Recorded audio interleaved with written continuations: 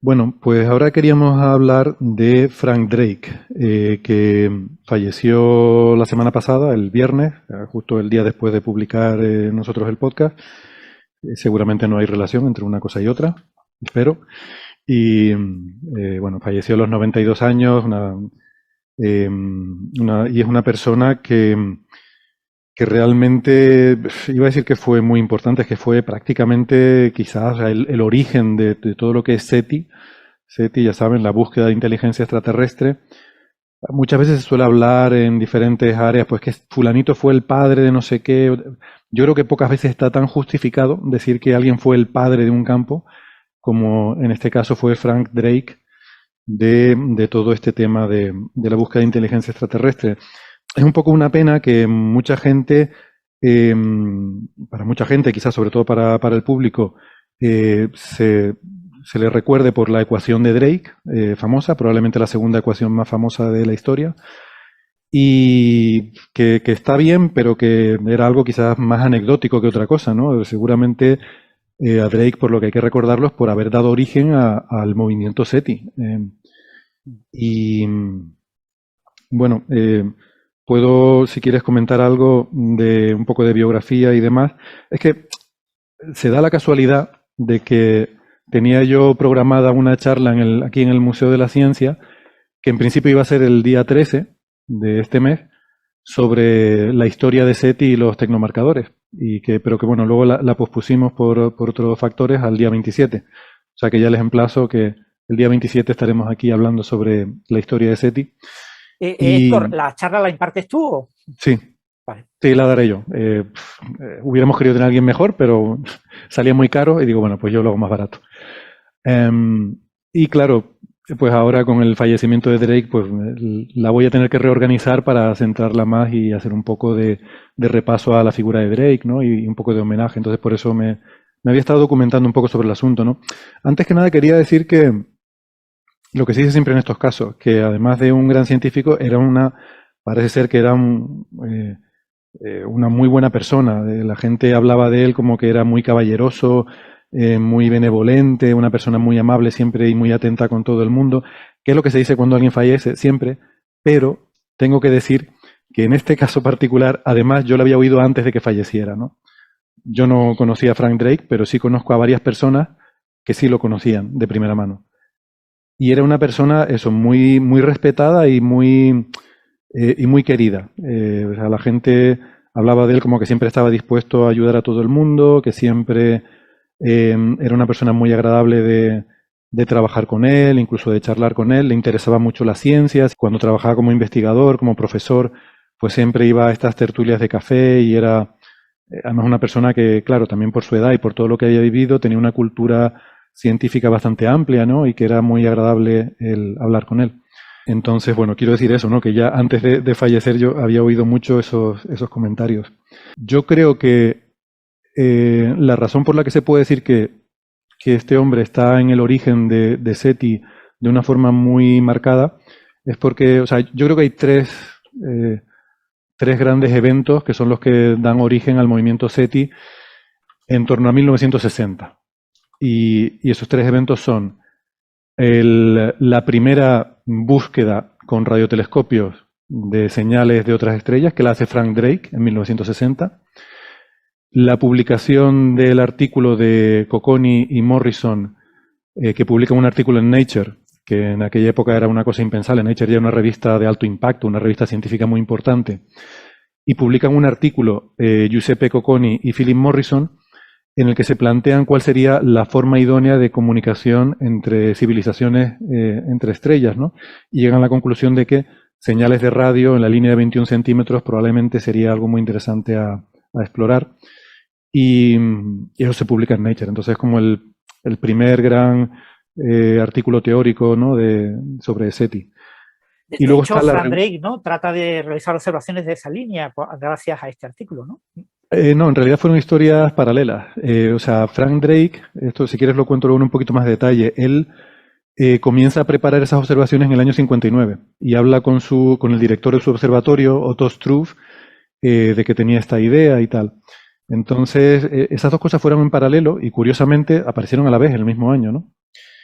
Y lo que sí le permitió este artículo a Frank Drake era un poco el salir del armario, porque esto era una cosa que a él se le ocurrió como una idea alocada, y su jefe, que era el director del observatorio, se lo permitió porque también tenía interés, y de hecho había publicado Struve alguna especulación en alguna revista sobre vida en otros planetas, pero era considerado algo como un poco tabú todavía, ¿no?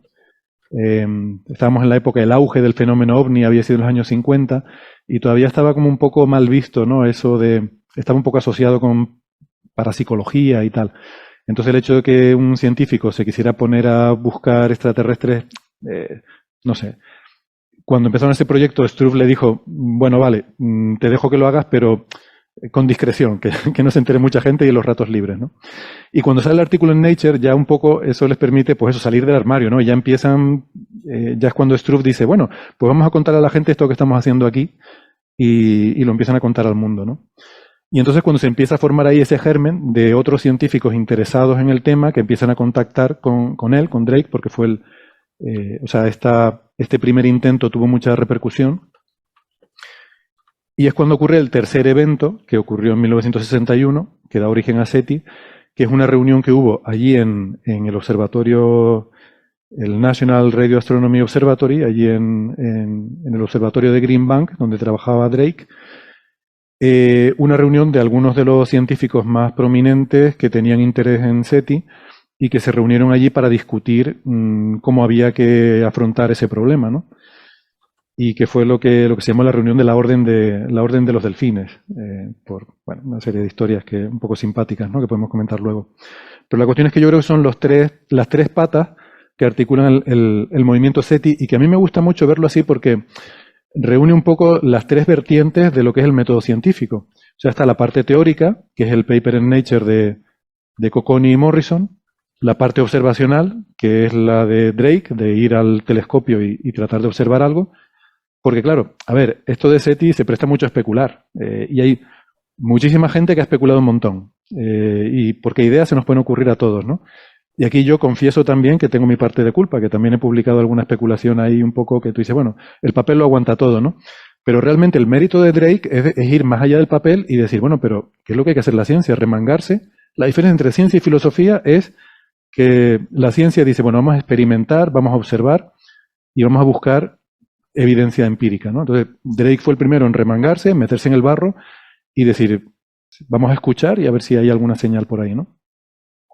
Entonces está la parte teórica, la parte observacional y luego también la parte de discusión, de debate y de diseminar los resultados en la comunidad, que es de lo que viene luego la reunión esta de la Orden del Delfín. Entonces, Drake juega un papel fundamental en dos de estos tres eventos. Y casi que diría que en los tres, porque aunque el paper lo publican Cocconi y Morrison, realmente Drake también ya había pensado en el tema y aunque no lo publicó, había llegado más o menos a las mismas conclusiones. Entonces, empiezo por unos datos biográficos, si te parece, Francis. Sí. Él, de Drake se dice a menudo que era un oficial de la Armada de Estados Unidos. A ver, sí, era oficial de la Armada, pero lo que pasó fue que él entró en la universidad, él estudió en la Universidad de Cornell y luego hizo el doctorado en Harvard. Y eso lo hizo con una beca de la Armada. En Estados Unidos esto es habitual porque sabes que ir a las universidades de prestigio es muy caro.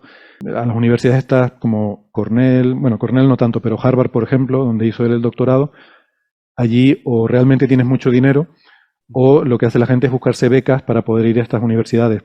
O bien que la universidad te dé una beca porque tienes unas notas muy buenas, o bien hay becas por otras muchas razones, ¿no? Y en particular, el ejército de Estados Unidos suele dar becas a jóvenes estudiantes para que vayan a la universidad y luego hagan una serie de años en el ejército de forma que se formen y luego durante un cierto tiempo tú te comprometes a estar en el ejército y de alguna forma que el ejército aproveche ese conocimiento y esa formación que has adquirido. Esto todavía se hace hoy en día. Yo tenía una compañera en Estados Unidos que estudió su doctorado y todo con una beca de la Fuerza Aérea. A la Fuerza Aérea le interesa mucho la física solar, entonces tú puedes hacer investigación y eso lo puede considerar la Fuerza Aérea como una compensación adecuada a la beca que te han dado, ¿no? Pero bueno. Cierto, como anécdota, te interrumpo, aunque salga fuera de contexto, una de las razones por las cuales el ejército estadounidense se ha involucrado mucho en ciencia fue por el proyecto Manhattan, ¿no? Desde el punto de vista de la visión del ejército estadounidense, la razón por la cual ganaron la Segunda Guerra Mundial es porque lograron concentrar a las mentes más brillantes, los científicos más brillantes, en un proyecto que fue el que acabó conduciendo a la victoria, ¿no? Entonces, desde entonces, hasta los 80 más o menos, después de a partir de los 80 ha bajado bastante el interés por las crisis económicas y por diferentes circunstancias. Para el ejército estadounidense era muy, muy importante financiar a futuros científicos brillantes, a jóvenes muy brillantes que pudieran acabar siendo científicos y que, como eran personas financiadas por el Ministerio de Defensa, el Ministerio de Defensa podía recurrir a ellos en caso de necesidad. Si era necesario de nuevo volver a montar algo parecido al proyecto Manhattan, se podía recurrir a todas estas personas. Yo te bequé, tú estás donde estás, gracias a mí. Tienes que venir para acá sí o sí, no te puedes negar. Puedes decir que eres pacifista, pero aceptaste en su momento mi financiación. Entonces no serías lo que eres sin mí, así que tienes que venir conmigo. Entonces, con esa condición se financió muchísimos proyectos. Los primeros proyectos de ondas gravitacionales, los primitivos interferómetros de ondas gravitacionales de la década de los 70 estaban financiados por el Ministerio de Defensa. Y tú dices, ¿qué tienen que ver? ¿Para qué quieren? Porque Eso no era importante pensando. para qué. O sea, ¿Para qué? no les importaba un comino el para qué.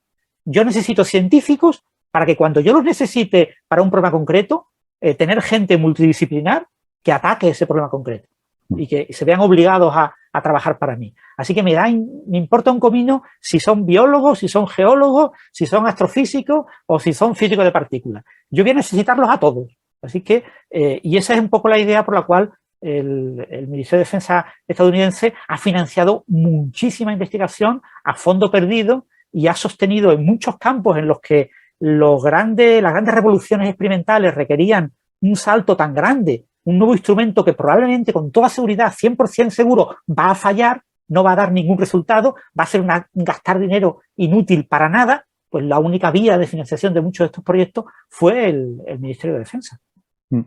Eso yo creo que es algo muy anglosajón, ¿no? Porque también en el Reino Unido también hacen ese tipo de cosas y esa conexión también entre lo militar y lo científico. Claro, también en la Segunda Guerra Mundial hubo muchos avances, cosas como la investigación operativa, cosas como, bueno, la tecnología de radar y todo este tipo de cosas, ¿no? Que hablamos a veces que son grandes desarrollos militares, pero gente como Freeman Dyson, por ejemplo, pues era alguien que estaba muy vinculado, que fue luego asesor del gobierno y estaba muy vinculado a... O sea, que los gobiernos tienen sus comités asesores con grandes figuras muy relevantes de la ciencia, pero con un perfil muy multidisciplinar que les den asesoramiento.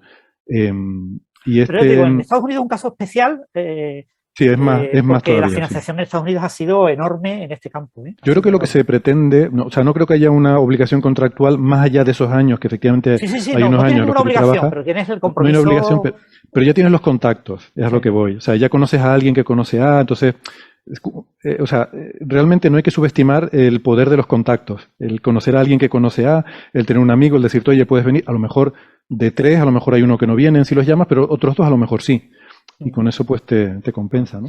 El caso de Drake, que él estudió con una de estas becas y luego estuvo, no sé si fueron un par de años, trabajando como oficial de electrónica, porque sus estudios eran más orientados a ingeniería electrónica y demás, en un crucero de guerra. Que por cierto, con esto hay una anécdota también, porque una vez vinieron a España, estuvieron atracados en Cádiz y a él lo entrevistaron, a Drake. Y luego, bueno, hay alguna anécdota ahí con que luego...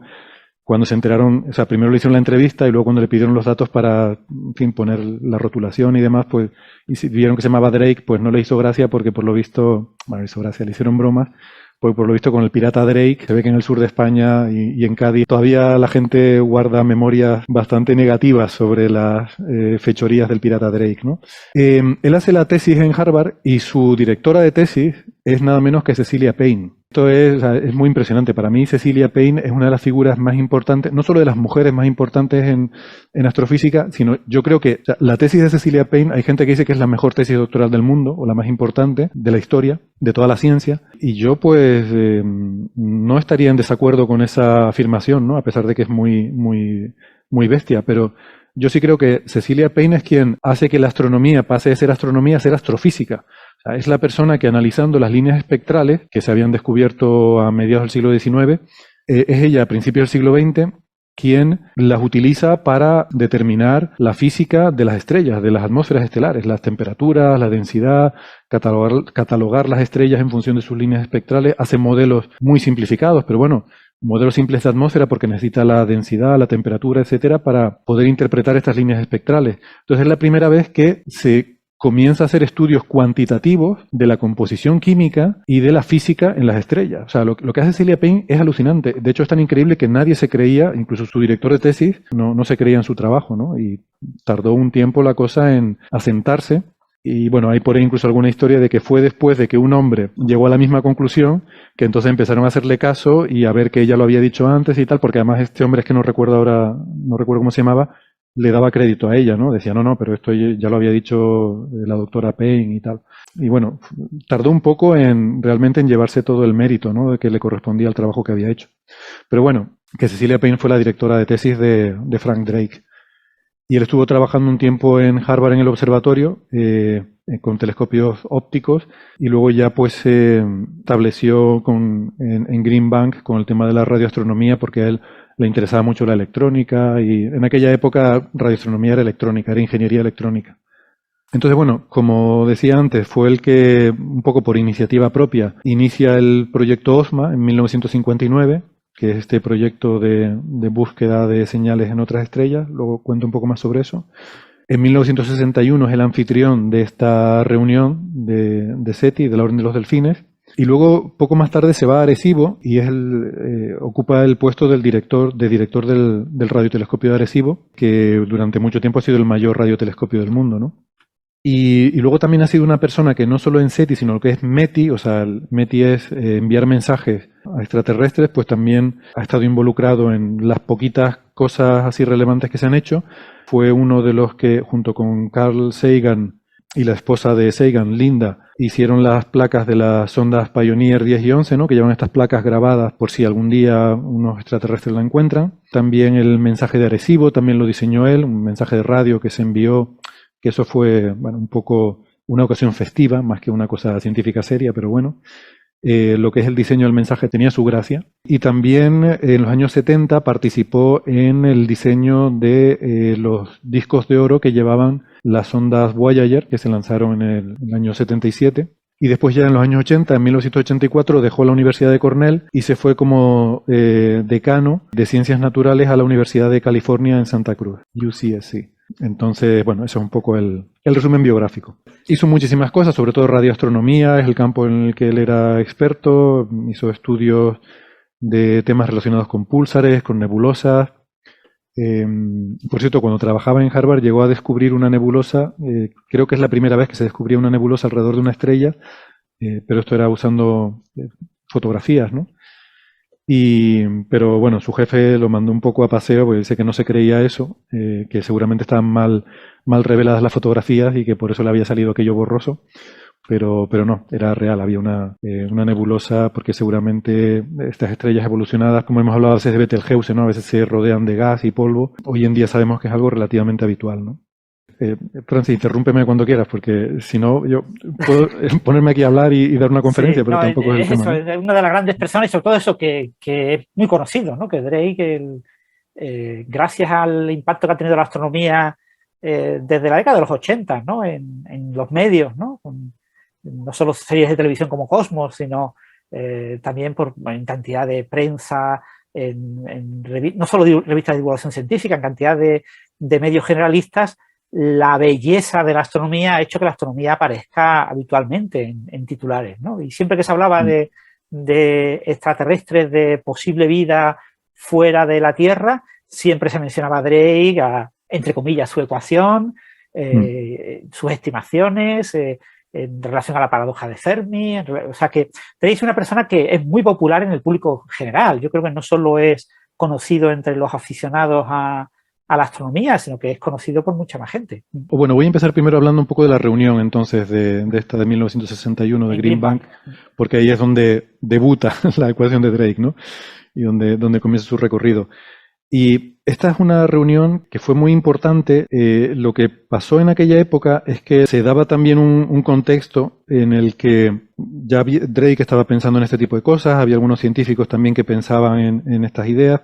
Por cierto, el hecho de que coincidieran en 1959 el paper de Giuseppe Cocconi y Philip Morrison, que bueno, también tiene su gracia. Giuseppe Cocconi también fue un investigador muy conocido, además en tu campo, bueno, en tu campo, una de las cosas que te gustan a ti mucho, Francia, en física de partículas, porque luego él estaba en Cornell, allí coincidió con Philip Morrison, que a mí Philip Morrison siempre me suena a nombre de cigarrillos, pero no, es un señor.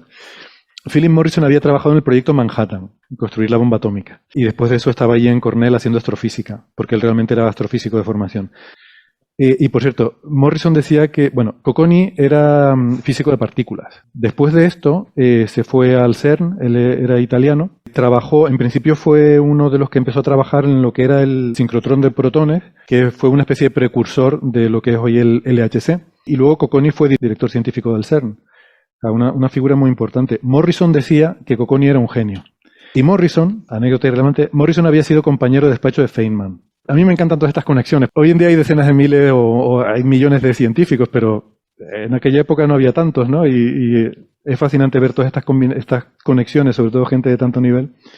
Entonces, bueno, esto me hizo mucha gracia.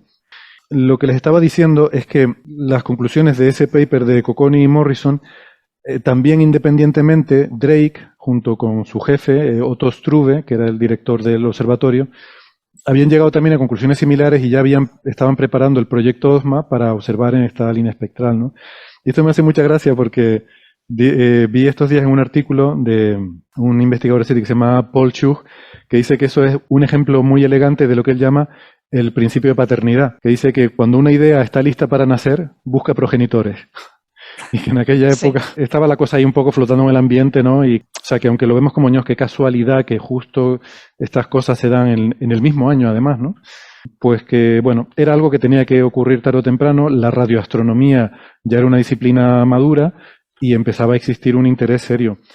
Por cierto, para todos los oyentes, el sincrotrón de protones PS sigue existiendo, sigue usándose. O sea, es como una de las partes, ¿no? Exactamente, hay una serie de etapas que vayan ganando energía a los protones. Los protones parten de una bombona de hidrógeno normal y corriente, una bombonita, muy pequeñita, además eso dura años, una única bombonita, porque se gastan muy pocos protones. Y entonces se van inyectando en diferentes etapas, hay una aceleración lineal, un LINAC, está ese sincrotrón de protones, que es una máquina de unos 600 metros de circular, de unos 600 metros de longitud, y después del sincrotrón de protones PS pasa al SPS y del SPS pasa al anillo del LHC, ¿no? O sea que es una de las etapas en las que se acelera a cierta energía los protones. Drake es el señor que está a uno de los dos lados, el que está señalando Sara.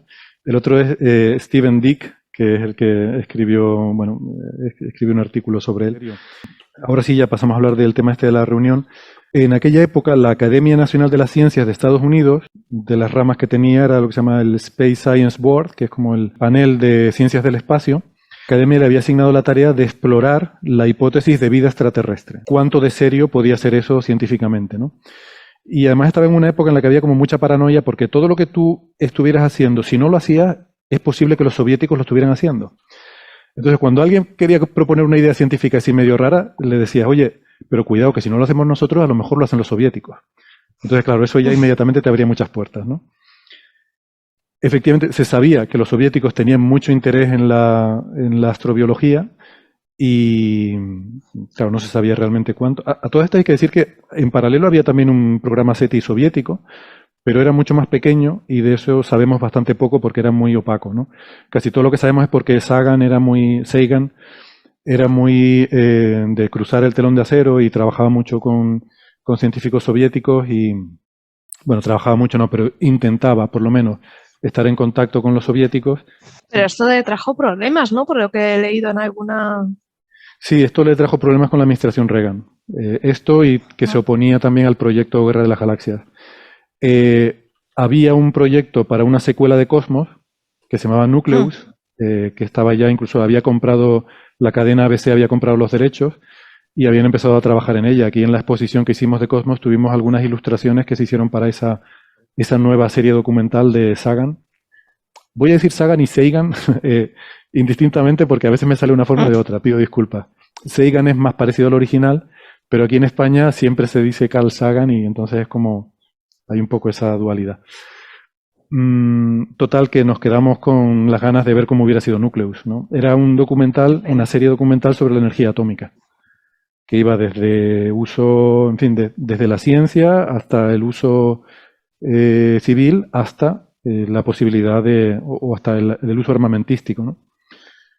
Y bueno, pues la administración Reagan, por estos problemas que tenían, Sagan se convirtió en una persona muy antagonista de la administración Reagan y movieron sus influencias políticas para que esa serie nunca se hiciera.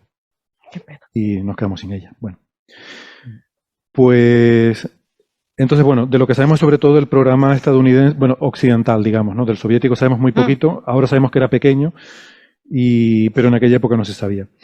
Entonces ya la Academia Nacional de las Ciencias tenía cierto interés por explorar estos temas de astrobiología y de inteligencia extraterrestre, y en paralelo Drake estaba con estas ideas. Entonces, una de estas casualidades históricas, Drake dio una charla en Washington en 1960 para la Philosophical Society, a la cual asistió un señor que se llama Peter Perman, un científico que era miembro de este panel de ciencias del espacio de la Academia Nacional de las Ciencias.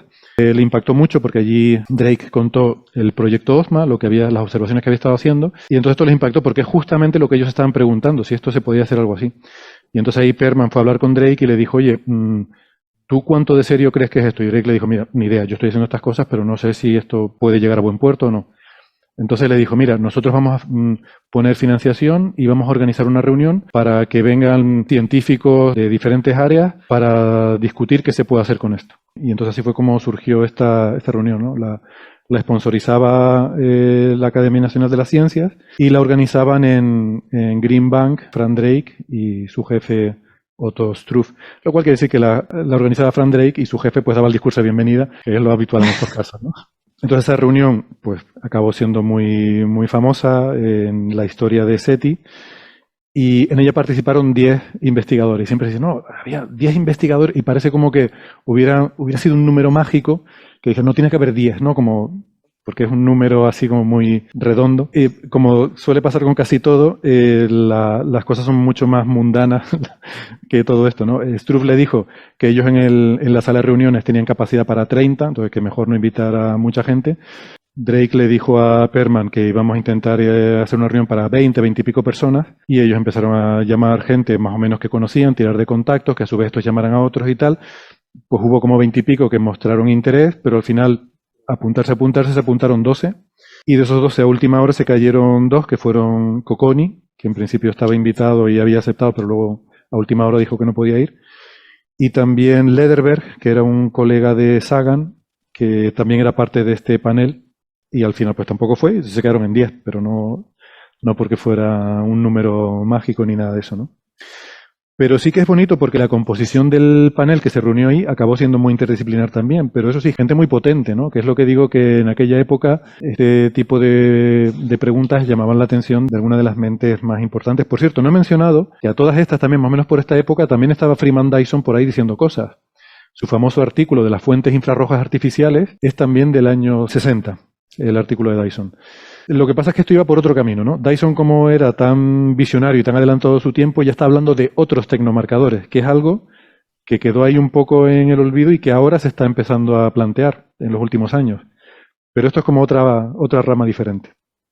Y entonces en esta reunión había pues un neurocientífico, bueno, lo voy a comentar, John Lilly, que este era el flipado del grupo, ¿vale? Pero en aquella época todavía no se sabía que era muy flipado, y era un neurocientífico y tenía un proyecto que era muy popular en aquella época de intentar establecer comunicación con los delfines. Entonces, claro, tenía sentido, es decir, si estamos pensando en cómo comunicarnos con otras especies, pues ver si por lo menos con un mamífero terrestre, ¿no? Pero bueno, este hombre, si quieres luego hablamos, está un poco para allá, pero en aquella época parecía sensato tener una reunión.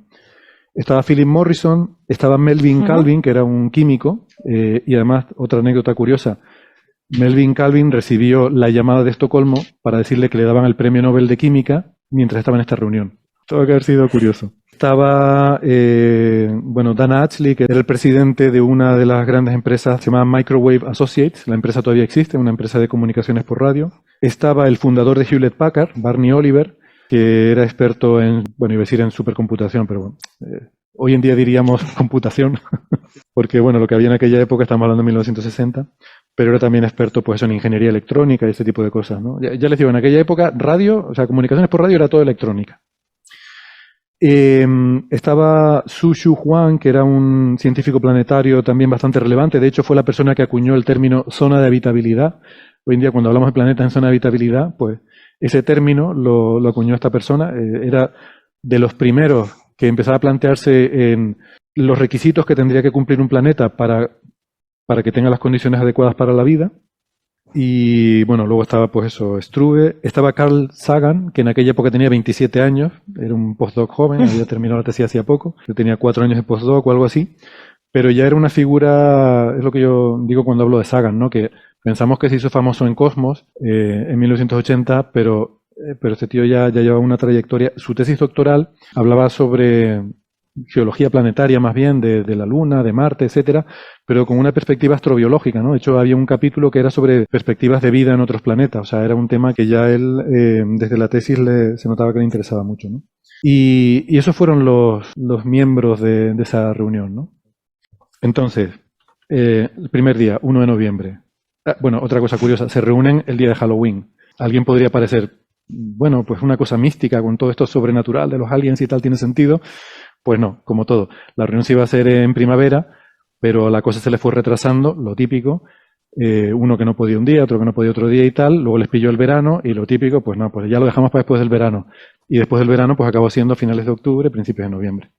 Y entonces, claro, en esta reunión que empieza el miércoles 1 de noviembre, llega, están allí todos sentados, aparece Otto Struve, que era el director del observatorio, da unas palabras de bienvenida. Bienvenidos todos aquí, cualquier cosa necesiten, me dicen, espero que sea una reunión muy productiva.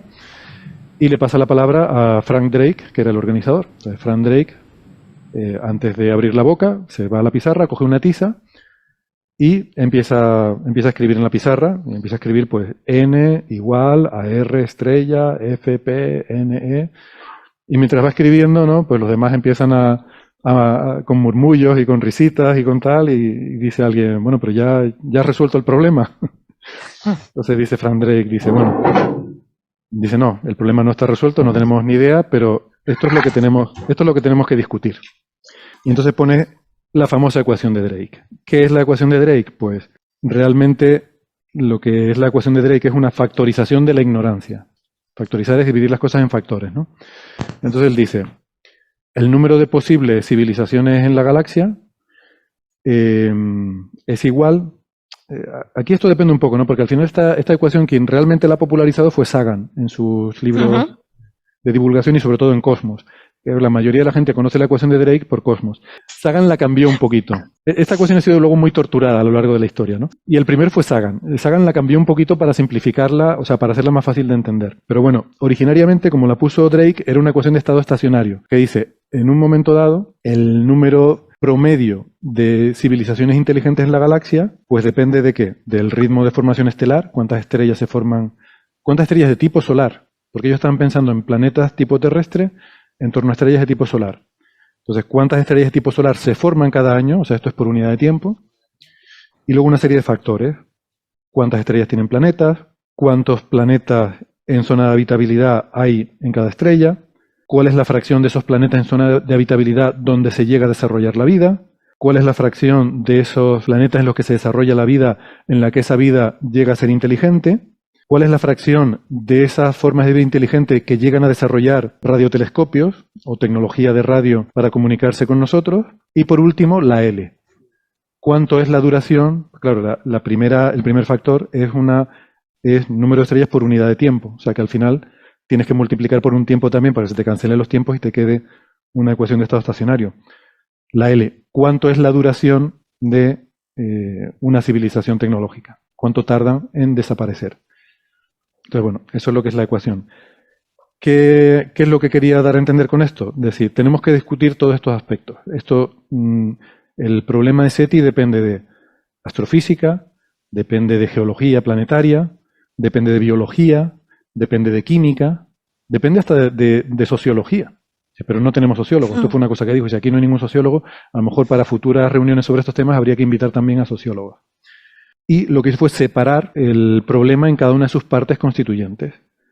Esto es una reunión muy interdisciplinar, aquí hay geólogos, hay astrofísicos, hay químicos, pues tenemos que discutir cada una de estas partes. Por lo tanto, esto es la agenda de la reunión. O sea, esto a lo mejor hoy en día lo que haríamos sería, el organizador presentaría un PowerPoint donde pondría punto A, discutir los planetas, punto B, discutir la biología, punto 3. Bueno, pues en vez de poner un PowerPoint, como no había, y este hombre lo que tenía era una mentalidad científica, pues lo que hizo fue poner una ecuación. Ese es el sentido de la ecuación de Drake. Es algo tan simple como la agenda, ¿no? Como decía antes Francia, era la agenda de la reunión. Estos son los puntos a discutir. Y por alguna razón, bueno, se ha popularizado mucho, pero ha acabado, yo creo que injustamente tratada o sea, ha habido una polarización de la gente que ve, por una parte, hay gente que ve la ecuación de Drake como algo mucho más de lo que es, casi con connotaciones místicas, y por otra parte hay gente que la ve como algo completamente ridículo y absurdo. A mí, hace poco alguien me preguntaba en Twitter si realmente es una ecuación, que cómo puede ser una ecuación si tiene factores desconocidos. Y vamos a ver, una ecuación es, o sea, matemáticamente, cuando tú tienes una cosa igual a otra cosa, eso es una ecuación. Eso es además, una ecuación. por la propia etimología de la palabra ecuación, ¿no? Y que tenga factores desconocidos, pues es que realmente casi todas las ecuaciones tienen factores desconocidos, por eso son interesantes, ¿no? Es más, muchas ecuaciones tienen hasta números imaginarios. Toda la mecánica cuántica, ¿no? Gastón, Francis, está basada en ecuaciones con números imaginarios, que ni siquiera son números. Depende de la definición de número, pero sí. Bueno, ya, sí. Hombre, si lo piensas un poco, realmente es una trampa lo de los números imaginarios. No existe ningún número que al elevarlo al cuadrado dé -1. Bueno, pues llamémoslo i y trabajemos con él como si existiera. A ver. Y luego haces cosas súper interesantes, me parece maravilloso. O sea, me parece ya el sumum del intelecto humano que seamos capaces de algo que no existe, ponerle un nombre y hacer cosas útiles con eso. Bueno, que cierre algebraicamente y todo, ¿no? Es no trivial que existan. Hay muchas cosas que uno le podría querer. Hagamos uno que tenga 3 ejes de ese tipo y no vamos a poder, al menos con unas propiedades razonables, no sé. Pues esa es un poco la historia de la ecuación de Drake, ¿no? Tendemos a ver la historia de la ciencia y cómo se establecen las cosas como algo instantáneo. Llegó Drake, lo puso en la pizarra y ya se convirtió en la ecuación de Drake y todo el mundo la conoce. Resulta que no. O sea, pasó mucho tiempo hasta que a esto se lo llamó la ecuación de Drake. Está mirando por aquí un poco, repasando la historia, y la primera vez que aparece por escrito es en un artículo del propio Drake, que escribe un artículo sobre otra cosa. Sale también en las actas de esta reunión, pero las actas de la reunión salieron en 1963, 2 años más tarde. O sea, salió antes otro artículo de Drake en el que ponía esta ecuación, pero que era un artículo en un simposio y nadie le hizo caso. Entonces quedó ahí un poco en el olvido, ¿no? Simplemente dice, bueno, si quisiéramos estimar el número de civilizaciones sería dada por esta relación de factores, ¿no? Como con casi todo, se empezó a conocer a raíz de un artículo de Sagan en 1963. Luego aparece en un libro que se titula Vida inteligente en el universo, que se suele decir que es un libro de Shklovsky, un autor soviético, y Sagan.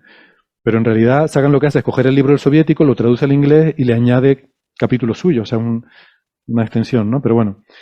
En ese libro aparece otra vez, y ese libro se hizo súper popular en los años 70, ¿no? Lo leyó un montón de gente y ahí se hizo bastante famosa la ecuación. De hecho, les he contado la anécdota de que John Lomberg, cuando conoció a Sagan, habían quedado en el aeropuerto de Toronto, creo, porque Sagan cogía un vuelo a Nueva York y pasaba por ahí haciendo escala, y el tío Lomberg se fue al aeropuerto a reunirse con Sagan y cuando se mete por ahí para adentro, pues claro, en aquella época se podía entrar en el aeropuerto hasta la puerta de embarque, ¿no? Se dio cuenta de que no sabían cada uno qué aspecto tenía el otro. ¿Cómo nos vamos a reconocer? No habían quedado, ¿no? No había teléfonos móviles para decir, oye, ¿dónde estás? Sino se habían escrito por carta y dicen, no, nos vemos en el aeropuerto, vale, venga, nos vemos en el aeropuerto. Y ahora, vete tú a saber. Entonces lo que hizo John Lomberg fue escribir la ecuación de Drake en la carpeta que llevaba y pasearse por todo el aeropuerto con la ecuación de Drake porque la había leído en el libro este de Shklovsky y Sagan. Y luego ya en Cosmos, ¿no? En Cosmos es donde aparece. En Cosmos Sagan la cambia y en vez de ponerla así como una ecuación con estos términos temporales, quita el ritmo de formación estelar y lo sustituye por el número de estrellas en la galaxia. Y cambia luego la longitud de tiempo que dura una civilización por la fracción de vida del planeta en el cual la civilización está en el planeta. Entonces, bueno, yo creo que lo hace más sencillo para el lector en la parte de quitar el ritmo de formación estelar, pero yo no estoy seguro de que, o sea, me parece que la L es más fácil de entender que la fracción de vida del planeta en el cual vive la civilización, ¿no? Pero bueno, y entonces, bueno, ahí es donde se hace popular. pero durante mucho tiempo la gente se refería a esta ecuación como la ecuación de Perman, porque que editó las actas de la reunión y en esas actas aparecía la ecuación, o incluso la ecuación de Sagan.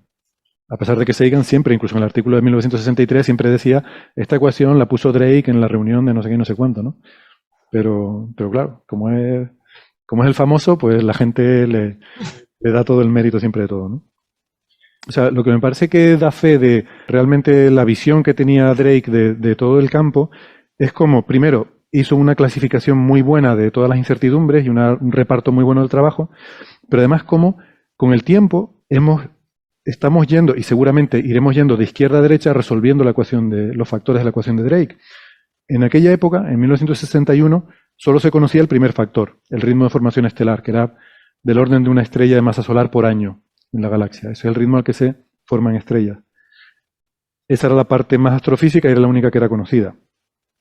La fracción de estrellas que tienen planetas era totalmente desconocida. O sea, totalmente desconocida. Una de las cosas que cambia el paradigma y que hace que SETI empiece a ser atractivo es que hasta entonces la hipótesis prevalente de formación de los planetas era una hipótesis de que los planetas eran raros, que se llamaba la hipótesis de las colisiones infrecuentes. Tenían que darse no sé qué colisiones para formar planetas. Y en los años 50 se propuso lo que se llamaba la hipótesis nebular, de que con la propia nébula de la que se forman las estrellas, también de los residuos se formaban los planetas, ¿no? Y no estaba claro cuál de las dos era la correcta, pero en aquella época empezó a ganar peso la segunda, y eso haría que los planetas fueran más comunes, pero no se tenía ni idea. O sea, se pensaba que los planetas podían ser algo totalmente raro. Bueno, hoy en día ese número lo sabemos.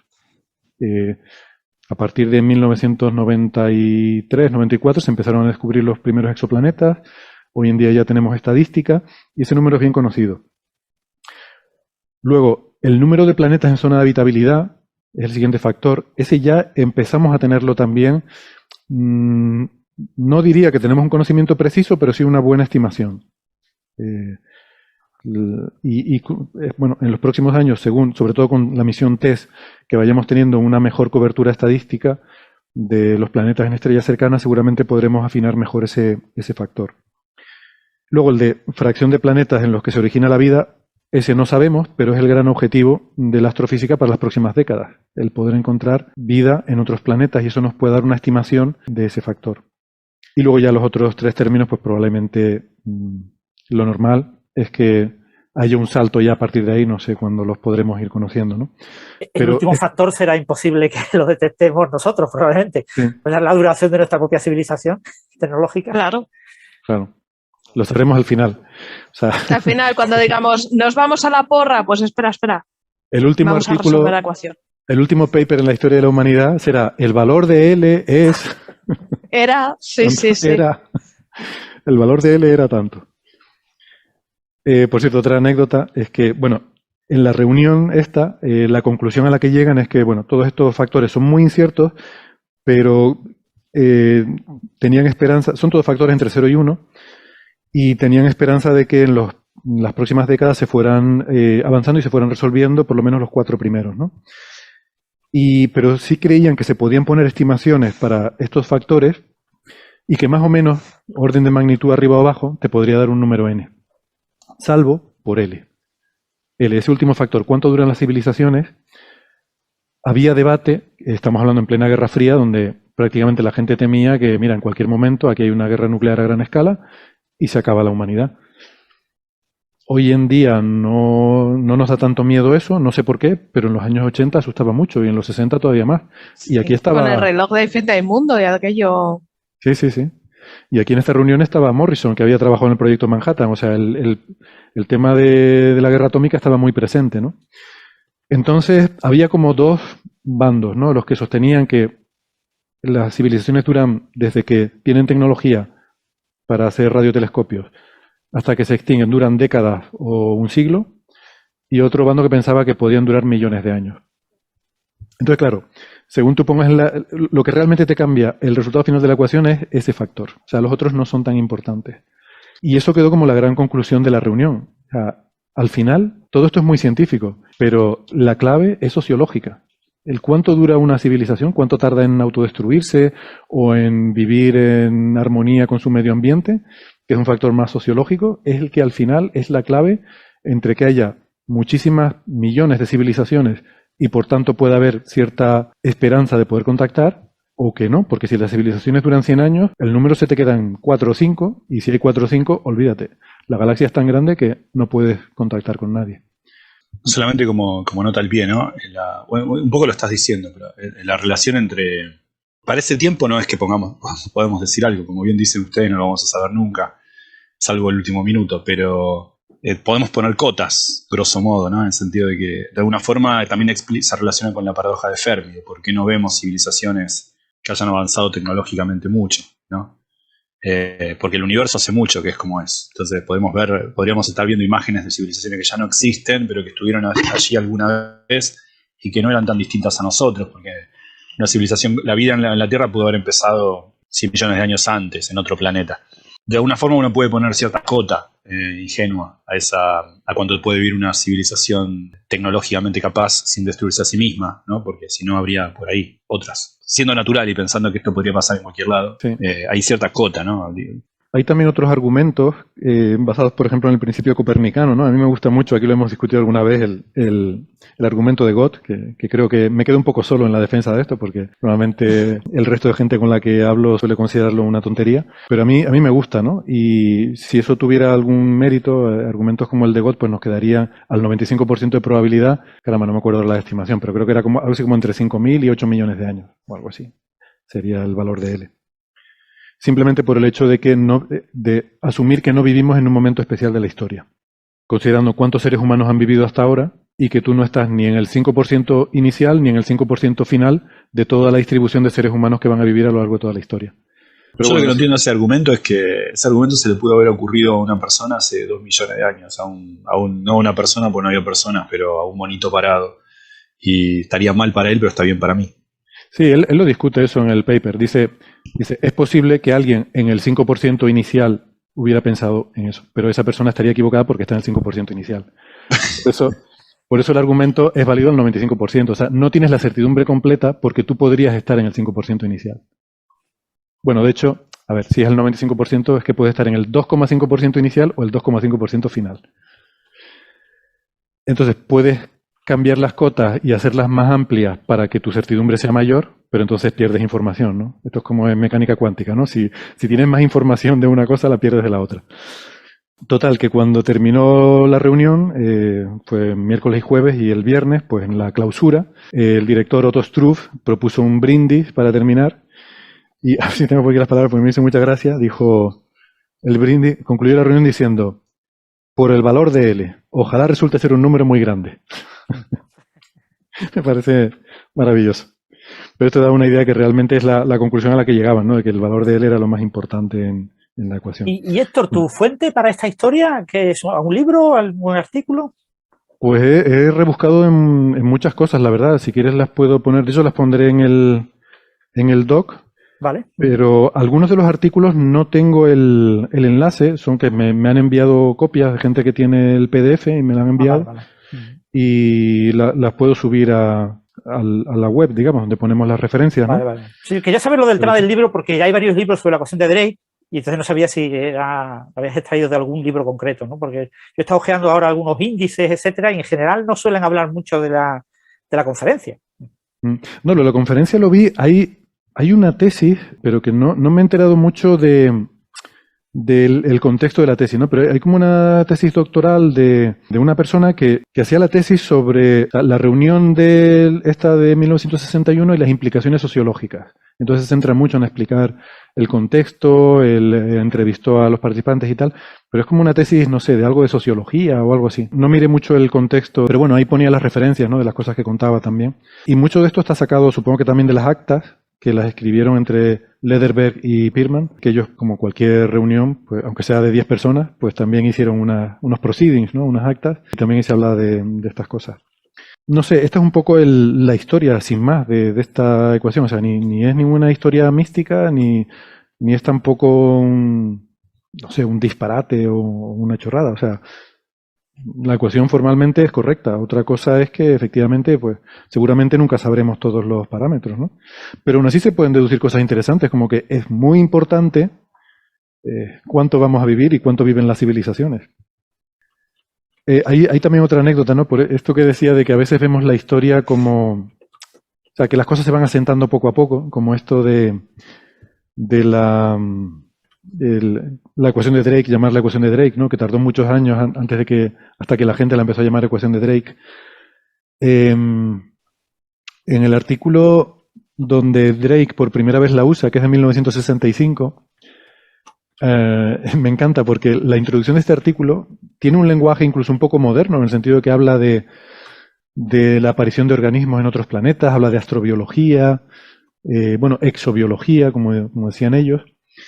Pero claro, tiene una frase que me resulta maravillosa, ¿no? Dice, la búsqueda de señales de radio de otras civilizaciones ofrece una forma difícil, pero que quizás sea la más fácil, de detectar la existencia de vida y, ojo, y posiblemente de planetas en torno a otras estrellas. O sea, fíjate lo que dice esto, o sea, me resulta enternecedor la candidez. Claro, pensaban que era más fácil encontrar algún biotrazador, un biomarcador que a una dinámica de un tránsito, por ejemplo. Un tránsito, eso sí. Increíble. No un biomarcador, o sea, contactar con otra civilización. Claro, y peor, un tecnomarcador. Señales de radio. O sea, les pensaban que era más fácil encontrar otra civilización y preguntarle, oye, ¿ahí hay planetas? Pues sí, aquí hay 4, ¿sabes? Sí.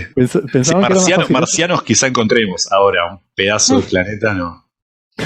Claro, ¿qué cambio de perspectiva? Nada, en 3 décadas. 1965, bueno, no son 3 décadas, es que lo pones a pensar y han pasado 60 años. Pero esto me parece extraordinariamente cándido, ¿no? O sea, estaban tan ilusionados. Claro, seguramente en aquella época a nadie se le había ocurrido pensar en la posibilidad de detectar tránsitos o velocidades radiales. Seguramente eso era algo requeriría tecnología tan avanzada que ni se les había pasado por la cabeza. O sea, el mandar señales de radio era algo como mucho más mundano y que les parecía, insisto, les debía parecer más sencillo hablar con extraterrestres que descubrir planetas. Claro, quizá esperaban encontrar civilizaciones tan avanzadas que incluso podrían ellas detectar planetas y todo.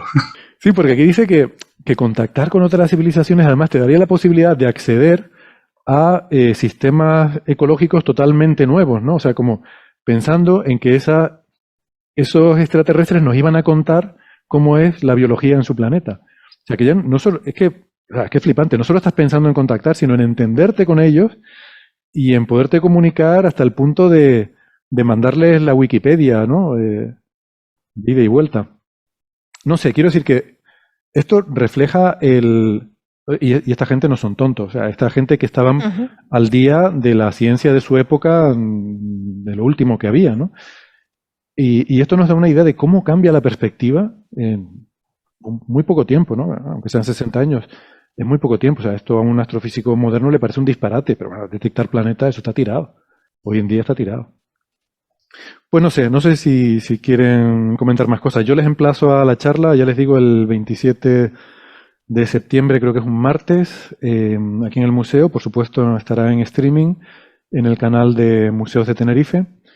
Y pues si no tienen nada mejor que hacer, ahí hablaremos de este y otros temas.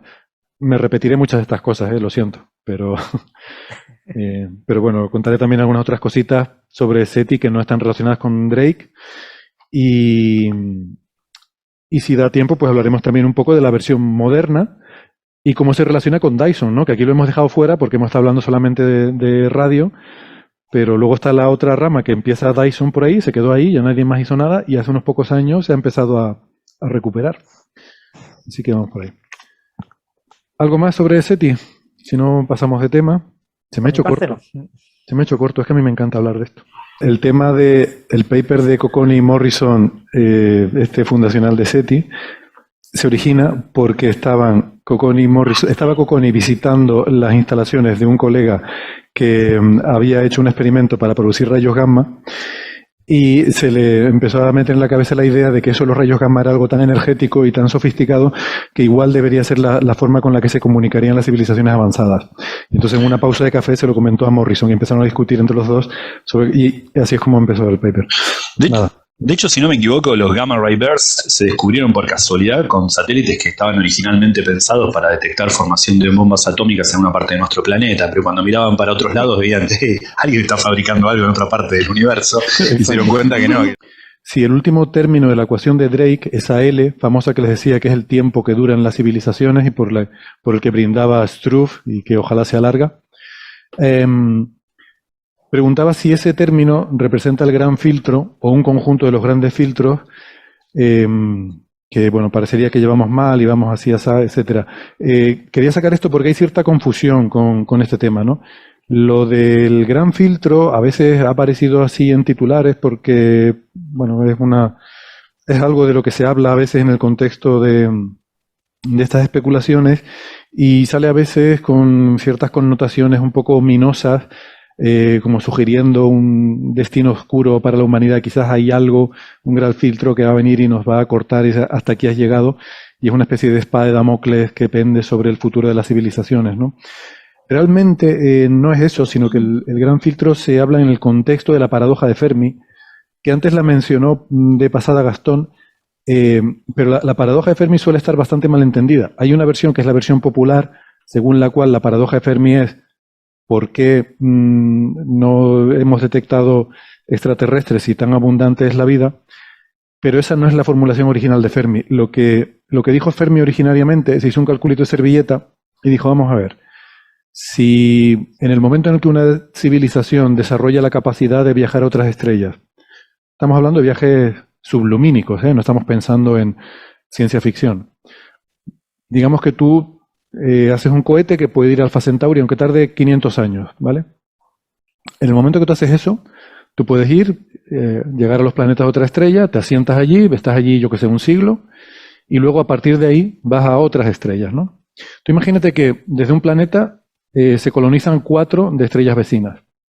Estás allí un siglo, creas una nueva sociedad allí, y desde cada uno de esos luego vas a otros 4. Y desde cada uno de esos luego vas a otros 4. Bueno, ese proceso es exponencial, crece muy rápidamente. Resulta que tú haces una cuenta de servilleta y resulta que, no sé, con parámetros muy conservadores, no sé si él puso viajando a la centésima parte de la velocidad de la luz y quedándote un siglo en un planeta, me estoy inventando los datos, puede que sean estos o que no, pero algo así, a él le salía que una civilización rápidamente ocupaba todos los planetas de la galaxia en un periodo de 100 millones de años, ¿vale? Porque esto se mueve exponencialmente. Que tú dices, bueno, 100 millones de años es un montón de tiempo, da igual. Dices, sí, pero es que la galaxia tiene 10.000 millones de años. Es decir, que ha habido tiempo suficiente para que eso pase 100 veces a lo largo de la vida de la galaxia. Esa es la paradoja de Fermi. ¿Por qué? No es porque no hemos contactado, es porque la Tierra no está colonizada por una civilización que viene de otras estrellas. La Tierra y todo el sistema solar, ¿no? Entonces eso no tiene que ver con la L, porque la L es un promedio estadístico, puede ser lo que consideremos que va a vivir nuestra civilización u otra, pero este proceso de colonización masiva de toda la galaxia no tiene por qué ser lo normal. Basta con que uno, a veces dentro de esto de la paradoja de Fermi se dice, no, pero es que a lo mejor son pacíficos, o a lo mejor no quieren colonizar, ya, pero es que basta con que uno, con que haya una civilización que quiera colonizar la galaxia, lo hace. Y ha tenido tiempo para hacerlo 100 veces a lo largo de la vida de la galaxia. Entonces, eso es lo que es un poco sorprendente. Gran filtro es la idea de que, bueno, pues debe ser que algunas de las cosas que consideramos comunes y que pasan de forma muy habitual, pues a lo mejor en realidad son infrecuentes. Y hay una serie de hipótesis que están por aquí, estoy mirando ahora en la página de la Wikipedia, de cuáles son las que se proponen. Por ejemplo, que las condiciones de un planeta que pueda albergar vida inteligente, pues que pensamos que son comunes, una estrella tipo solar, un planeta tipo terrestre en zona de habitabilidad, o a lo mejor esas condiciones no son tan comunes, porque resulta que hace falta, yo qué sé, que tenga una luna grande y que además, yo qué sé, que haya pasado algo en su historia evolutiva, que tenga una mezcla muy peculiar de, no sé, lo que sea. Entonces, estas ideas de gran filtro no es ni siquiera algo muy específico, sino es como algo así como la idea de que quizás estamos equivocados con algo que pensamos que es común y realmente no lo es. Y la solución a la paradoja de Fermi es que realmente la probabilidad de que aparezca una civilización inteligente es tan pequeña, tan ínfima, que eso hace que sea improbable que esta colonización masiva de la galaxia no haya ocurrido hasta la hora, hasta la actualidad. Entonces eso. No tiene nada que ver con la L, ¿no? La L es el parámetro en el cual cuánto dura una civilización. Por ejemplo, una de las posibilidades de gran filtro es que esa explosión de la vida que tiende a ocupar todo el espacio, pues que a lo mejor no se da. Y que igual eso que pensamos que es algo natural, en realidad no es tan natural y llegado a un cierto momento hay algo que la detiene, ¿no? De hecho, sobre eso de la paradoja de Fermi salió un paper también hace un par de años, que aquí no lo llegamos a comentar, pero yo lo leí, en el cual, claro, Fermi ni siquiera contaba con que las estrellas están en movimiento, sino que cada una va tal. Pero si tú además consideras que las estrellas se mueven alrededor de la galaxia y unas respecto a otras, eso facilita mucho más la diáspora. O sea, cuando ellos llegaban a la conclusión de que cuando metes ese factor en una simulación, resulta que el tiempo ese de colonización pasa de 100 millones de años a ser mucho menor, no sé si 10 millones o algo así. Lo que yo decía era un poco la vinculación de las dos cosas, ¿no? En el sentido de que, bueno, una posible explicación para la paradoja de Fermi es que una civilización que alcanza la posibilidad de viajar a otras galaxias, a otras estrellas y en brevemente colonizar, en 100 millones de años, colonizar una galaxia, es justamente aquella civilización que tiene la voluntad de trascendencia y la tecnología capaz de aniquilarse a sí misma también, ¿no? La misma tecnología. Vale. Que hay una correlación, que no son Exacto. factores independientes. Una correlación. ¿No?